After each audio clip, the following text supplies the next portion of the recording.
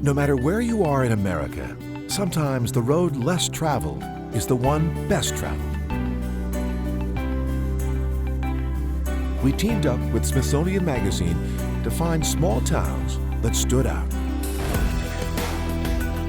We found historic sites on the Mississippi and modern art in West Texas, monuments on the Oregon coast, and battlegrounds in West Virginia.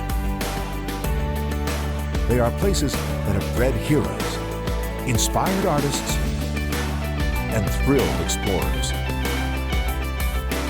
These are America's best small towns.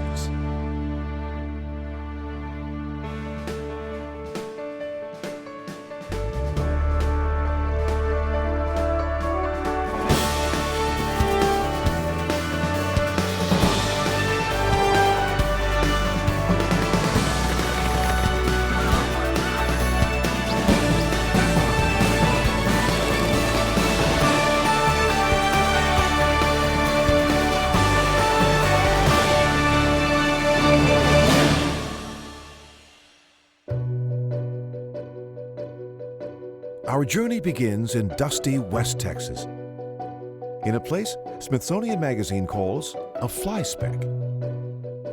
Out of the desert emerges Marfa, a small town that's causing a sensation.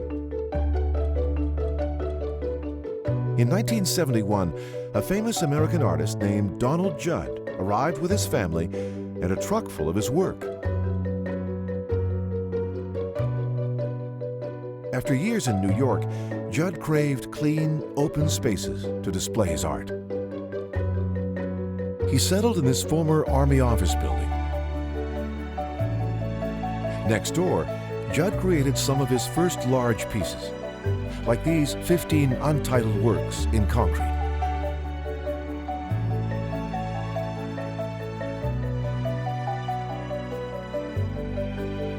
He eventually installed them on the grounds of a former Army base, where he started a contemporary art museum. The 15-building complex, called the Chinati Foundation, now features a world-class collection, including this interpretation of a nail in a horseshoe. This old artillery shed contains some of Judd's best-known work. Inside are 100 aluminum boxes positioned to glisten in the stark Texas sunlight.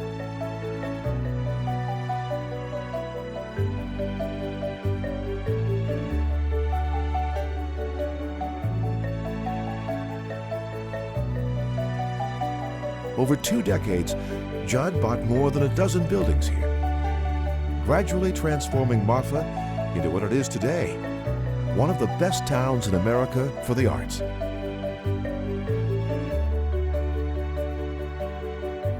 Small towns have inspired many of the country's greatest artists, including a former riverboat captain who immortalized small-town life on the mighty Mississippi. In 1857, Samuel Clemens, later known as Mark Twain, began piloting steamboats past places like Natchez, Mississippi.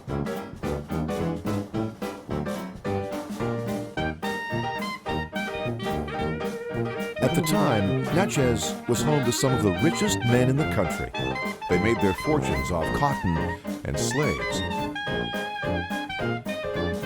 In 1861, the Civil War broke out, halting river traffic and ending the ways of the Old South.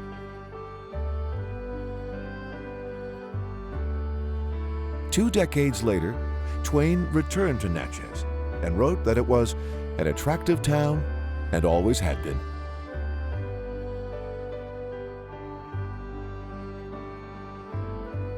"500 antebellum homes still stand here, more than any place else in the U.S.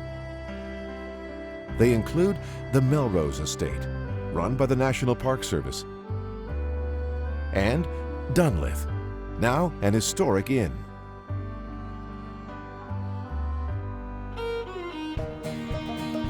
The route out of Natchez is nearly as scenic as the town itself. The 444-mile Natchez Trace Parkway was built near the Natchez Trace a trade route used by Native Americans and settlers.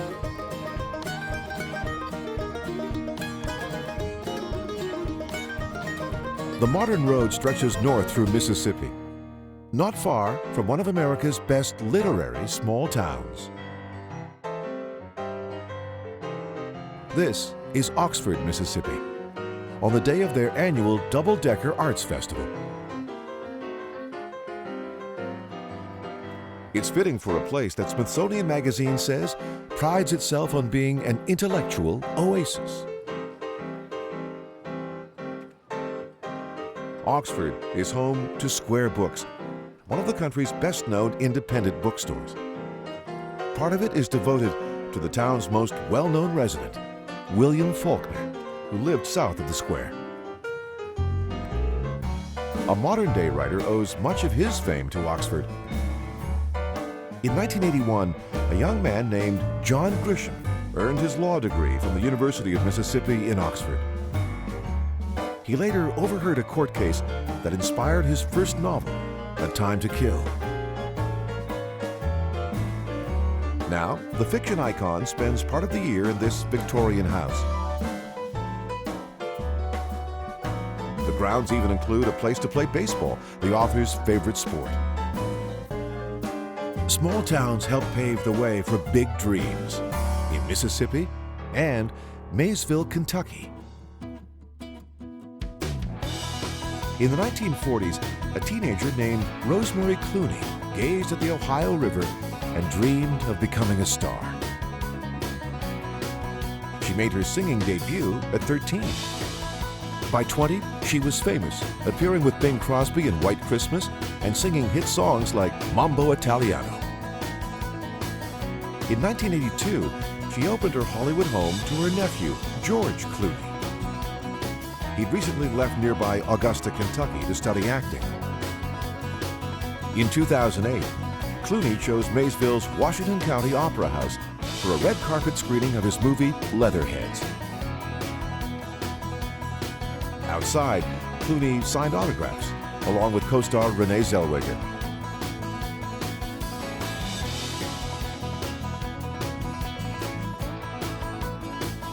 Small river towns have a way of changing history, whether they're in northern Kentucky or the neighboring state of West Virginia.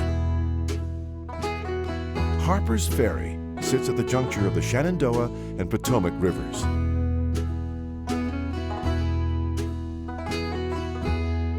George Washington surveyed this land well before he was president. Decades later, Thomas Jefferson declared the view perhaps one of the most stupendous scenes in nature. Today, Harper's Ferry is one of America's most historic small towns. In 1859, a man named John Brown began a militia-style campaign he hoped would ultimately free the slaves. Brown and his 21-man army captured the town's bridges. Next, they stormed a U.S. armory. Its remains are still visible along the banks of the Shenandoah. The abolitionists took hostages to this brick building, now called John Brown's Fort. Marines, led by Colonel Robert E. Lee, stormed the building and ended the campaign. Brown's raid set off a chain of events that 2 years later brought the first shots of the Civil War. That war raged in small towns from Harper's Ferry to Lewisburg, West Virginia, where every spring reenactors commemorate the Battle of Lewisburg. In May of 1862, Confederates launched a surprise attack here on Union forces.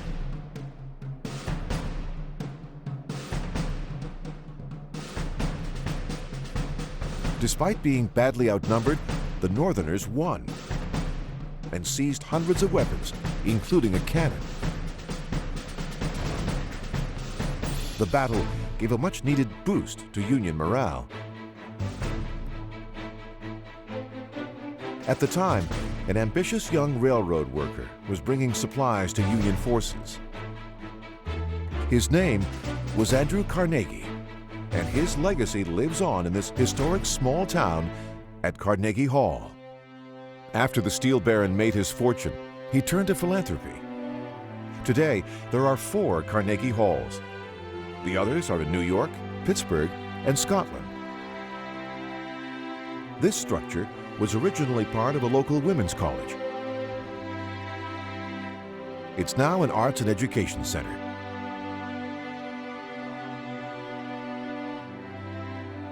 America's best small towns have helped shape the country, particularly one in North Florida named St. Augustine. It's actually America's first small town. Spanish settlers founded it 4 decades before Jamestown. Today, Smithsonian Magazine calls it a lovingly cared-for vestige of the Spanish New World. One of the best preserved structures is Castillo de San Marcos, the country's first masonry fort.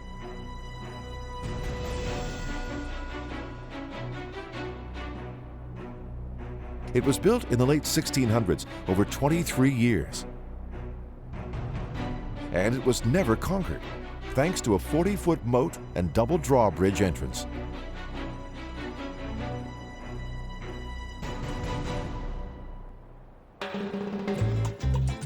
St. Augustine is also home to a sprawling Spanish-style building that once catered to the rich and famous.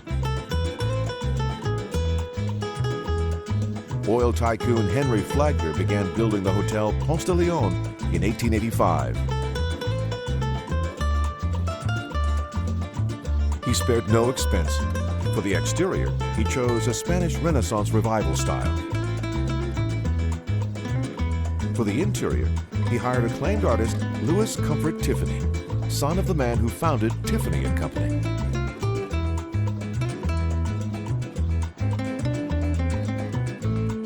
The Ponce marked the development of towns further south in Florida. Among them was one of America's best island towns, Key West. Ernest Hemingway and his second wife, Pauline, arrived here from Cuba in 1928, expecting to pick up a car. When it didn't arrive, they stayed for 3 weeks in a place Smithsonian Magazine calls a haven for creativity. The young writer became fascinated with sport fishing, eventually hauling in 400-pound marlin.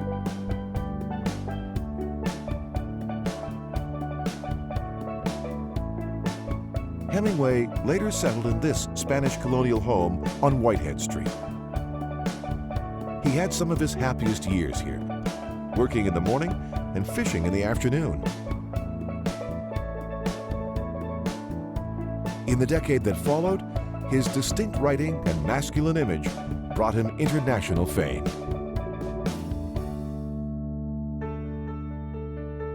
Hemingway later tried to escape that fame 3,000 miles away in Ketchum, Idaho. He was one of many celebrities first drawn here by the birth of American skiing. In 1935, in the midst of the Great Depression, Union Pacific Chairman Averell Harriman was looking for ways to help bolster the U.S. economy. He thought skiing would bring a much-needed new industry to the western states. Harriman wanted a place with dry powder, ample sun, and minimal wind. Most importantly, it had to be on the Union Pacific Line. After an exhaustive search, he chose Ketchum and hired a PR whiz who named it Sun Valley. A year later, Harriman opened the $1 million Sun Valley Lodge. One of its early guests was Hemingway, who stayed in room 206 and aimed his shotgun at geese from the balcony. In the years that followed, Hemingway kept coming back to Ketchum. He gambled at a wild casino called the Sawtooth Club, which still stands on North Main Street. In quieter moments, he went to Silver Creek to hunt or to fly fish with his son Jack.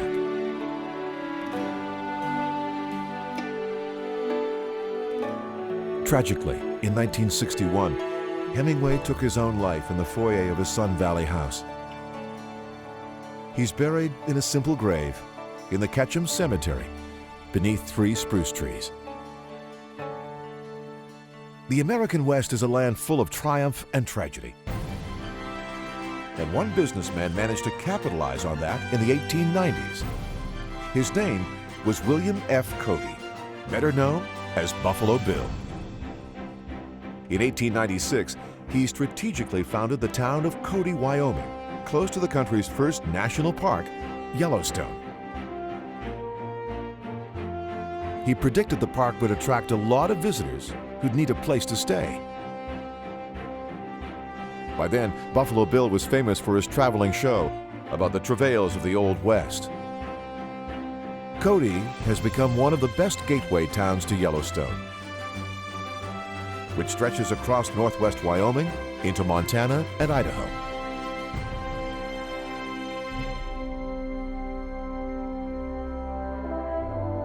Today, the park welcomes more visitors annually than even William Cody could have predicted.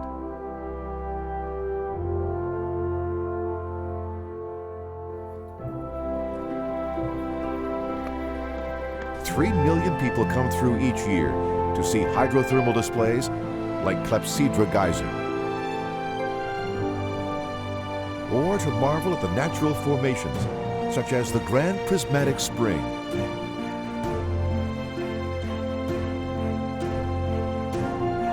It gets its unusual coloring from different kinds of bacteria and how it reacts to sunlight. Another of America's best gateway towns sits on the southern side of Yellowstone. Jackson, Wyoming is in the valley of Jackson Hole, 60 miles south of the park.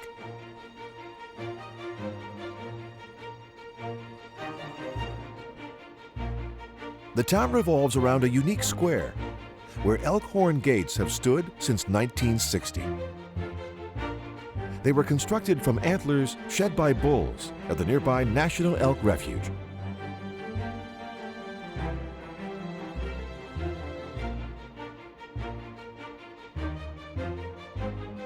The square is also home to the $1 Million Cowboy Bar, the first Wyoming bar to get a liquor license after Prohibition. Now, this attractive small town has fewer cowboys and a lot more CEOs. North of Jackson, up the winding Snake River, is a stretch of land known as Billionaire's Row. Walmart heiress Christy Walton once owned a compound here, where homes have sold for up to $175 million. Some have direct access to the Jackson Hole Ski Resort. Its ski runs have a reputation for being some of the toughest in the country. One vertical drop apparently daunted even former astronaut John Glenn. In the off-season, an aerial tram whisks people to the top for views of Grand Teton National Park. Jackson serves as a hub for the park, which is home to some of the last untouched wilderness in America.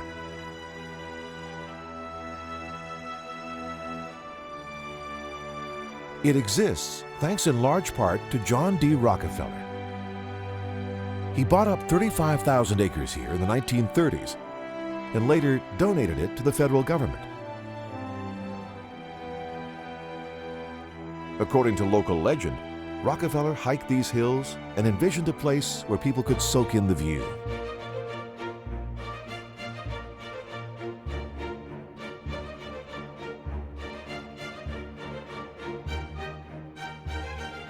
In 1955, Rockefeller's Jackson Lake Lodge opened its doors. The lobby's 60-foot windows overlook an area called Willow Flats. And beyond them, the 12,000-foot Mount Moran.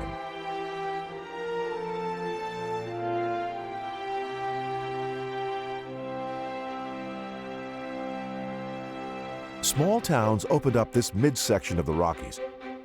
Whether they were in Wyoming or farther south in the range, in Colorado. The small town of Telluride began as a mining camp. Today, it's one of the best places to experience Colorado indoors and out. Every summer, Telluride hosts its famous film festival, where Juno and Slumdog Millionaire premiered. A local landmark is the new Sheraton Hotel, which catered to the influx of miners in the late 1800s, and today welcomes outdoor enthusiasts. Some head to a popular hiking spot a few miles outside town at Bridal Veil Falls. At 365 feet, it's the tallest free-falling waterfall in the state.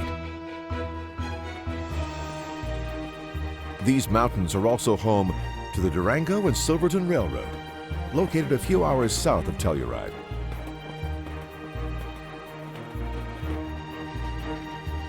The historic train runs from Silverton to Durango through the Cascade Canyon.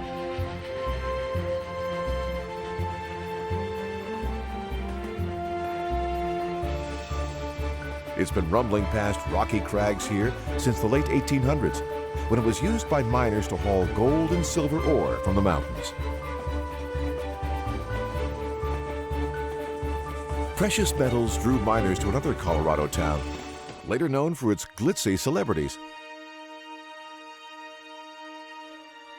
When prospectors first came to Aspen, they called it Ute City. A year later, the name was changed for the forests of aspen trees that grow here. It's now one of the best ski towns in America, thanks to the installation of a single-seat chairlift in 1946. Now, high-speed lifts and gondolas carry people up, and some of them paraglide back down.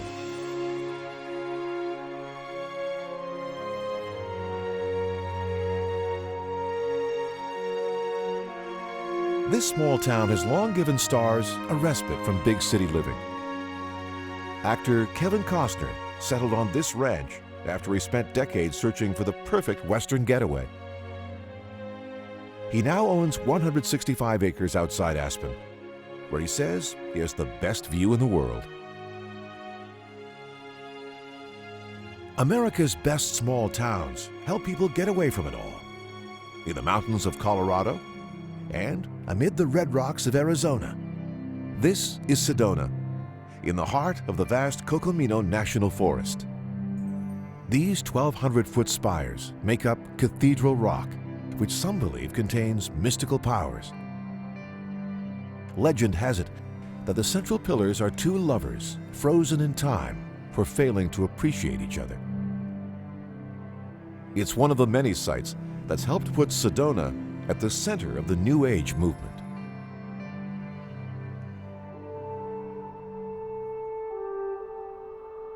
Smithsonian Magazine says one of the town's most distinctive features is the sheer-walled Chapel of the Holy Cross. It was the vision of sculptor Marguerite Brunswick Stoudy. For years, she wanted to create a church shaped like a cross. She finally found the perfect spot flying over Sedona. The building was completed in 1956 and immediately heralded as an architectural masterpiece. America's best small towns have helped people build big things in Arizona and in the neighboring state of New Mexico. Out of the desert emerges the small town of Las Vegas, not to be confused with the other Vegas in Nevada.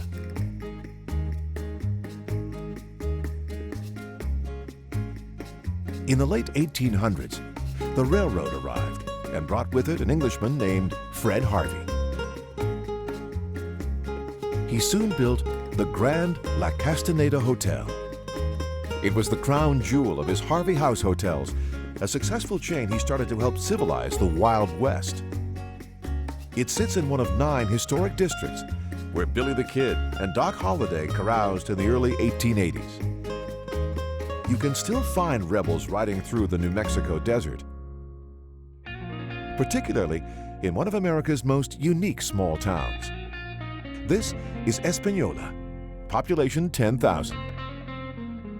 Over the years, it's built up a reputation for having some of the most souped-up cars in the state. Here, Mexican Americans celebrate their cultural heritage with lowriders. Customized cars that seem dangerously close to scraping the ground. Locals say the tradition stems from a ritual called paseo, when Mexican horsemen would decorate their saddles and ride around town. Generations of families work together to transform classic cars into works of art. In the summer, the cars are the centerpiece of a week-long celebration that commemorates the town's founding.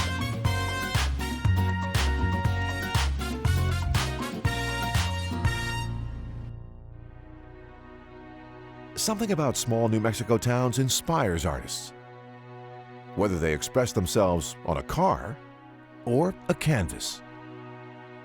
Taos, New Mexico is home to the San Francisco de Assis Mission Church, a favorite subject of famed American painter Georgia O'Keeffe. The artist, famous for her southwestern scenes and flowers, discovered Taos in her 40s.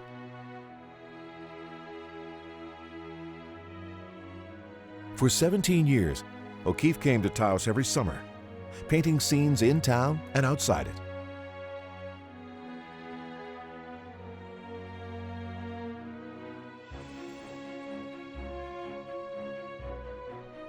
She stayed on a privately owned piece of land called Ghost Ranch, 60 miles southwest of Taos.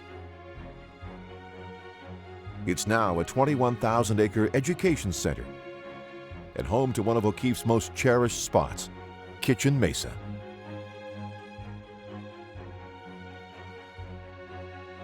She loved the red and yellow cliffs of the 100-foot-tall rock formation and painted them many times.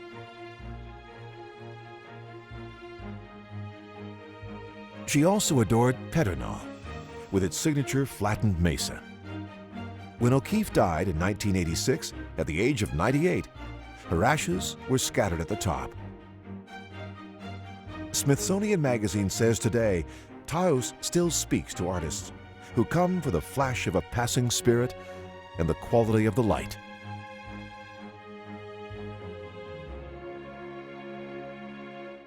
Small towns have changed lives in the Southwest and across the country.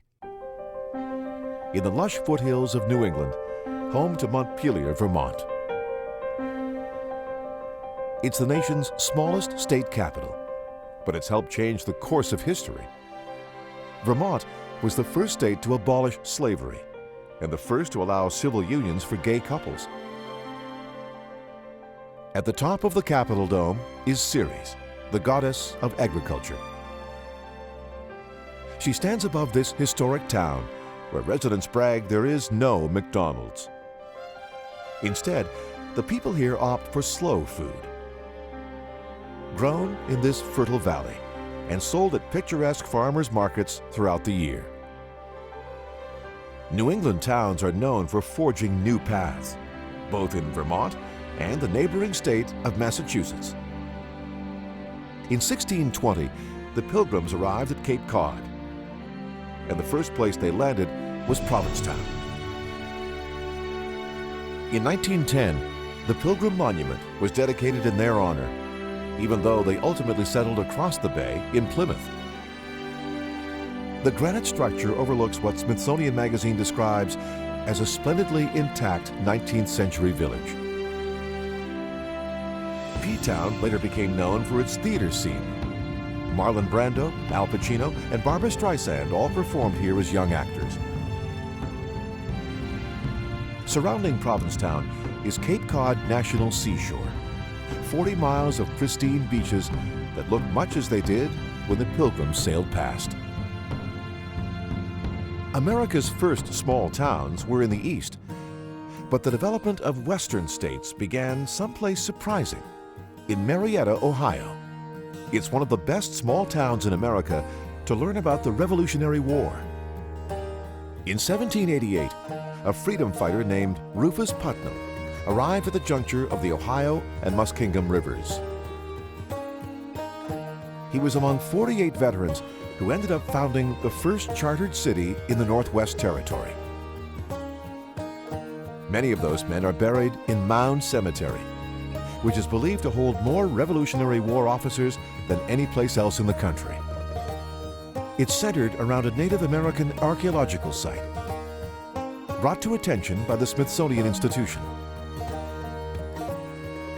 This river town is also home to dozens of historic buildings that show how early pioneers lived when the nation was first forming. America's best small towns helped shape the country in the 18th century and the 20th. This is Wapakoneta, Ohio, the childhood home of Neil Armstrong. His family moved into this modest house when Armstrong was 14. During high school, the future astronaut worked at a local drugstore, earning 40 cents an hour. He used the money for flying lessons.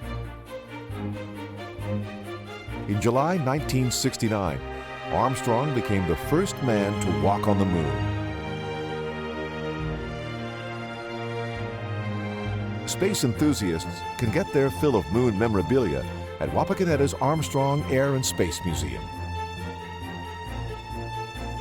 It features aircraft, a moon rock, and a Gemini capsule, which astronauts used to train for the famous Apollo missions.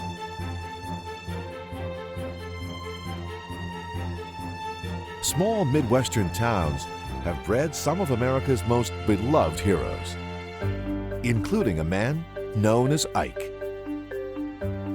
This statue of President Dwight D. Eisenhower stands on the campus of his Presidential Library and Museum in Abilene, Kansas.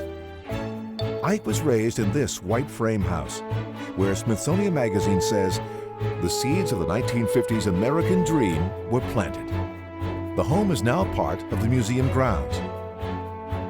Eisenhower grew up poor in this Midwestern town and couldn't afford to go to college. 2 years after high school, he won an appointment to West Point. Abilene's sprawling Presidential Museum highlights his rise from second lieutenant to four-star general and ultimately commander-in-chief. In 1969, Eisenhower was laid to rest on the museum grounds in this small chapel. He lies alongside his wife, Mamie, and their first son, Dowd, who died at the age of 4 from scarlet fever. Throughout his life, Ike found comfort in a small Midwestern town, as did another man destined to become president. In 1883, a young Teddy Roosevelt got the urge to head west to North Dakota.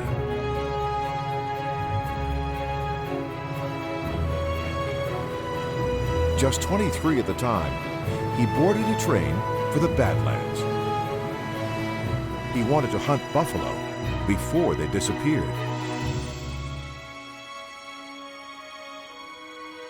Roosevelt was so taken with North Dakota, he had a cabin built on the banks of the Little Missouri River.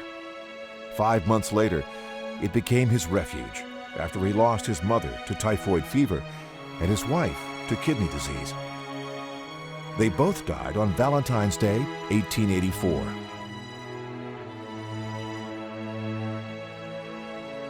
The cabin now sits in the tiny town of Medora, which is at the center of the Teddy Roosevelt National Park.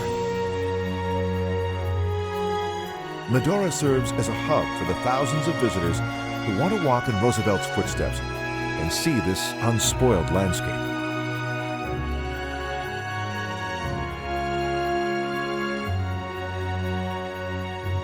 Just outside town, Teddy's legacy lives on at the Burning Hills Amphitheater.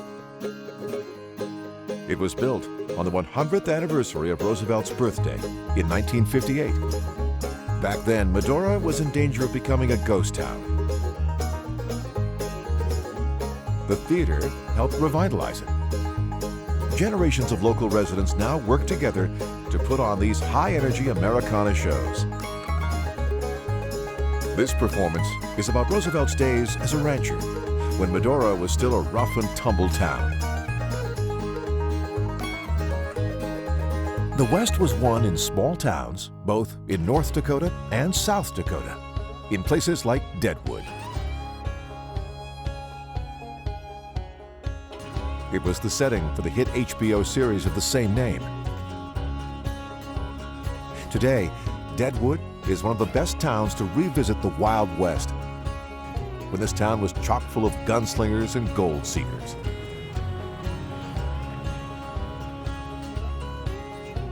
To impose order, a man named Seth Bullock was appointed Deadwood's first sheriff.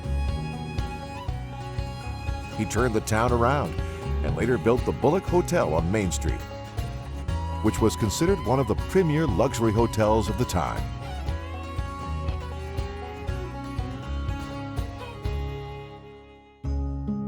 Nearby is Mount Moriah Cemetery, the final resting place of several notorious characters, such as Wild Bill Hickok and Calamity Jane.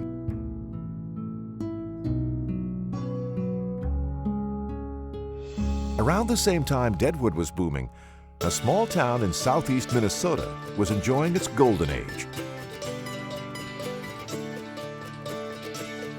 Stillwater, on the banks of the St. Croix, was once a famous lumbering town. In the mid-1800s, logs would jam the peaceful river leading into Stillwater. Today, tourists ride steamboats reminiscent of that bygone era. The Anastasia is one of a handful of boats that still offers cruises up and down the St. Croix.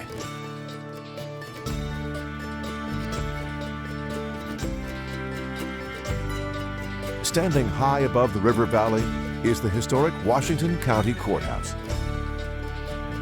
It was completed in 1870 after Stillwater was chosen as the county seat.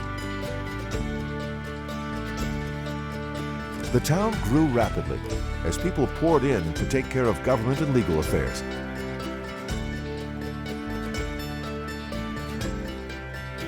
By 1900, Stillwater's boom was coming to an end. The surrounding forests were tapped out, and lumber mills along the river began to close. After World War II, people started coming back to this small town for the rich history and sweeping views of the St. Croix Valley, where the river is peaceful once again. 100 miles northwest of Stillwater is a small town that sparked the imagination of radio personality Garrison Keillor. Freeport, Minnesota inspired Keillor's stories about the fictional town of Lake Wobegon. They're a hallmark of his long-running radio show, A Prairie Home Companion. Keillor came to Freeport in 1970. At the time, he was a struggling writer looking for cheap rent. He lived outside town in a brick farmhouse with his wife and young son. Keillor was a regular at Charlie's Cafe, where the chili is homemade and the banana cream pie runs big. He modeled Lake Wobegon's sidetrack tap after the Pioneer Inn. Here, Keillor often had a beer and listened to the real-life characters who ultimately inspired his fictional ones.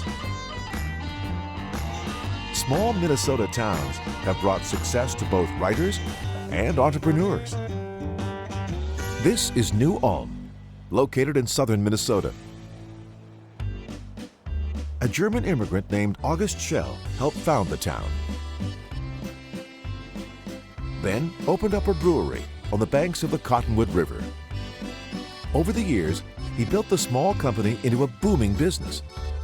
Today, it's one of the oldest surviving breweries in the country. Schell arrived in New Ulm with a group of immigrants looking to build a better life. They managed to preserve their heritage here with statues like this one. It depicts a German hero named Hermann, who symbolizes liberty and unity.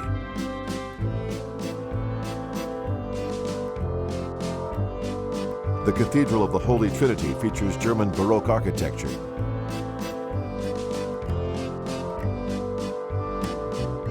and this town's former post office is now home to the county's historical society. Small towns have often marked new beginnings in Minnesota and 800 miles away in Frankenmuth, Michigan.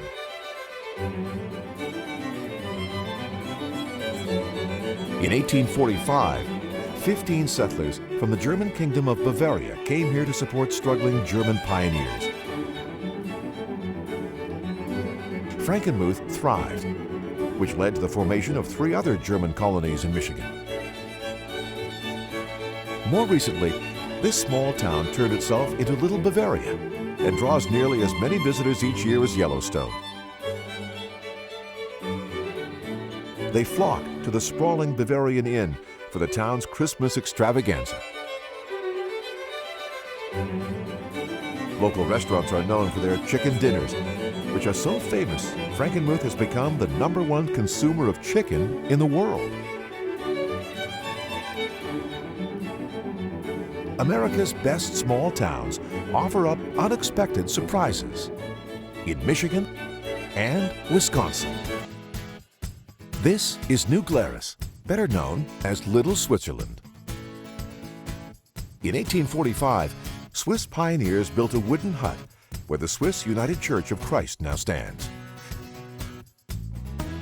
They came here to escape an economic crisis in their own country. In the decades that followed, more Swiss immigrants arrived. They built chalet-style homes and businesses and preserved their native food and traditions. Today, local restaurants serve up Switzerland's signature dish, fondue, but with Wisconsin cheese. One of the more recent additions to Little Switzerland is the New Glarus Brewing Company, located south of town. It's the first brewery in the country to be founded by a woman. Deborah Carey started the business in 1993 and turned it into a multi-million-dollar company. Today, local musicians are playing an instrument called an alpenhorn, which Swiss farmers use to communicate across alpine valleys.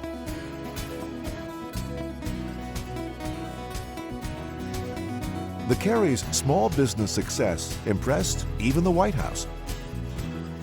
Deb Carey met with President Barack Obama on small business issues in 2012.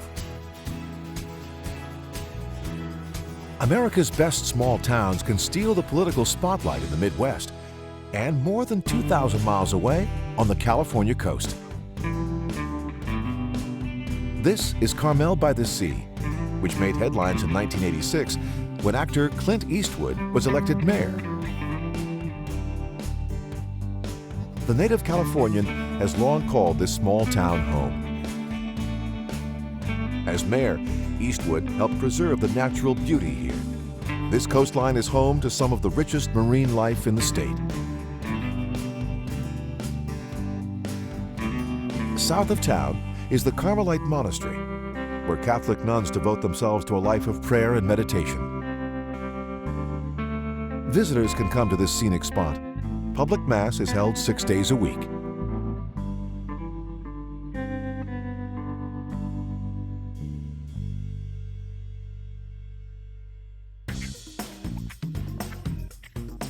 Two hours up the Pacific coast is a small town once known for sex, drugs, and rock and roll. During World War II, Sausalito, California, just north of San Francisco, was a hub for shipbuilding. When the war ended, the shipyards were abandoned and artists moved in. Using scavenged parts, they began to build a houseboat community. But Smithsonian Magazine says Sausalito got its true cultural stamp in the 60s with the arrival of hippie refugees.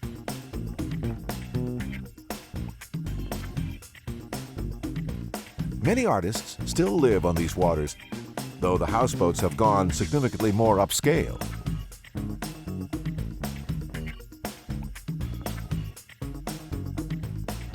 Small port towns like Sausalito brought big changes to America in the 60s and more than a century earlier in a town nestled in Oregon's northwest corner.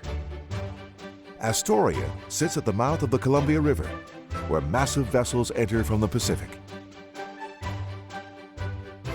One of the best-known local landmarks is the Astoria Column, which stands at the town's highest point.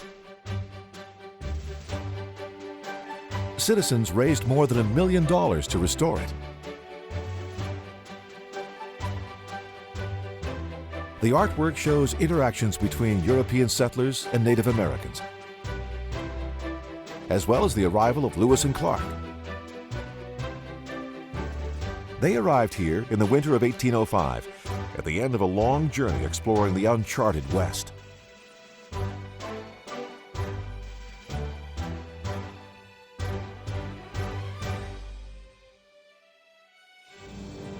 The waters around Astoria are known for being treacherous.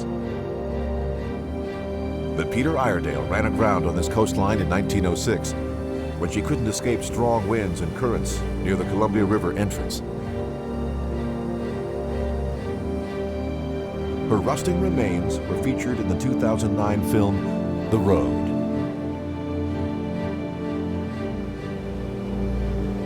America's best small towns have great stories to tell, whether they're in Oregon or Washington State.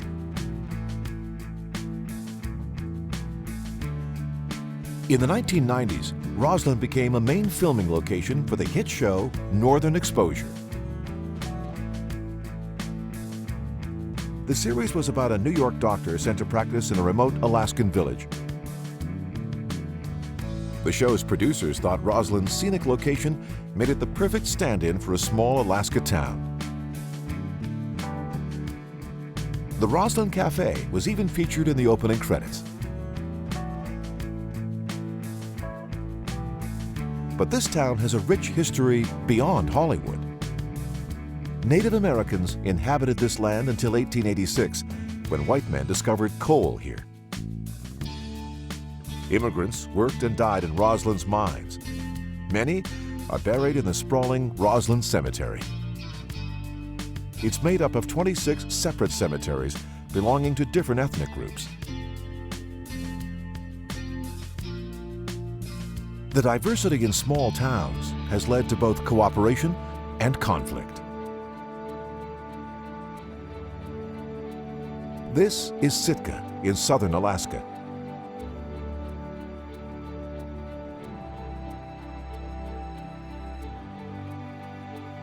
In the late 1700s, a Russian named Alexander Baranov was so impressed by the natural resources here, he started a settlement. But soon, disagreements arose between settlers and local Native Americans. This small town was a battleground until 1804, when Baranov attacked at what's now the Sitka National Historical Park. It was the last major fight between the Europeans and the Native Americans on the Pacific coast. Today, Smithsonian Magazine says no other town in the 49th state has Sitka's charisma. St. Michael's Cathedral contains one of the largest collections of Russian icons in the U.S.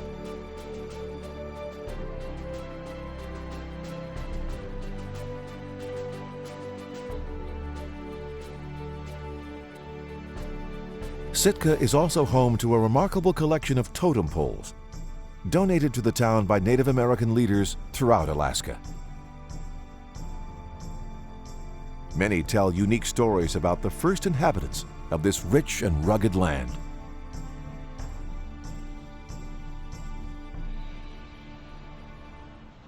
"3,000 miles south of Sitka, Native people built their nation from a small town.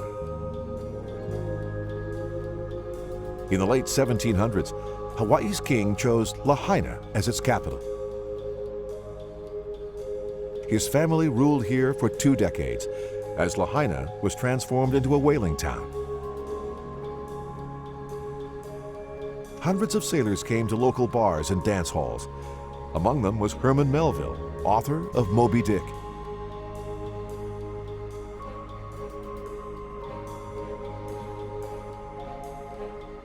The whaling industry ended in Hawaii in the 1860s. Now, hundreds of humpback whales migrate to these warm water breeding grounds.